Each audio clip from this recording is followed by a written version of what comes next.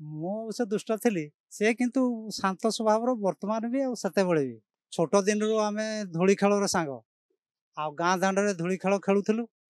ଆଉ ବହୁଚୋରି, ବାଗୁଡ଼ି ଏଇ ଯୋଉ ଆମର କବାଡି ଆଉ ଲୁଚକାଳି ଏସବୁ ଖେଳୁଥିଲୁ ଗାଁ ଦାଣ୍ଡରେ। ଆଉ ଗାଁ ପଡ଼ିଆରେ ଯାଇକି ଫୁଟବଲ ଆଉ କ୍ରିକେଟ ମଧ୍ୟ ଖେଳୁଥିଲୁ। ମୋହନ ମାଝିଙ୍କର ସହିତ ଆମ ସାଙ୍ଗମାନେ ସମସ୍ତେ ଆଉ। ହଁ ଆଜ୍ଞା।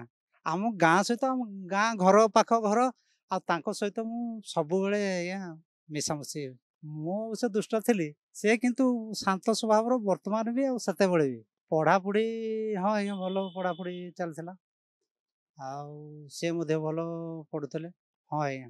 ସେ ତ ସେ ସାହାଯ୍ୟ କଥା ପାରିବିନି ମାନେ ଭାଷାରେ ପ୍ରକାଶ କରିପାରିବିନି।